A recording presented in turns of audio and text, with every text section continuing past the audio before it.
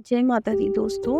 आज की कहानी मृत्यु दंड की है। बहुत समय पहले की बात है कि एक राज्य में वीर सिंह नाम का एक राजा राज करता था। वह बहुत ही न्याय प्रिय और दयालु था और उसका राज्य खुशहाल था। एक दिन राज्य में एक व्यापारी की हत्या हो गई, जिससे पूरे राज्य में खलबली मच गई। लोग भयभीत हो गए और राजा से न्याय की गुहार करने लगे। तब राजा वीर सिंह ने तुरंत सिपाहियों को आदेश दिया कि हत्यारे को पकड़कर लाया जाए। कुछ ही दिनों बाद सिपाहियों ने एक व्यक्ति को गिरफ्तार भी करा, जिस पर व्यापारी की हत्या का शक था। उसका नाम माणिक था। वो बहुत ही गरीब किसान था। सिपाहियों के सामने उसने हत्या करने की बात स्वीकार भी कर ली थी। राजा ने माणिक को न्यायालय में प्रस्तुत किया और उससे कहा कि तुम्हें मालूम है कि हत्या करने का अपराध क्या है और तुम्हें इसके लिए मृत्यु दंड दिया जाएगा। माणिक ने सिर झुकाकर कहा कि महाराज, मुझे अपनी गलती का एहसास है, लेकिन अगर आप मुझे कुछ कहने का एक मौका दे तो मैं अपनी मजबूरी बता सकता हूँ। तब राजा ने उसकी बात सुनने का निश्चय किया और उसे अपनी कहानी कहने का भी अवसर दिया। माणिक ने कहा कि महाराज, मैं एक गरीब किसान हूँ और मेरे पास परिवार को खिलाने के लिए पर्याप्त साधन भी नहीं है और उसी दिन मेरे बच्चे भूख से बिलक रहे थे और मैंने व्यापारी से उधार मांगा,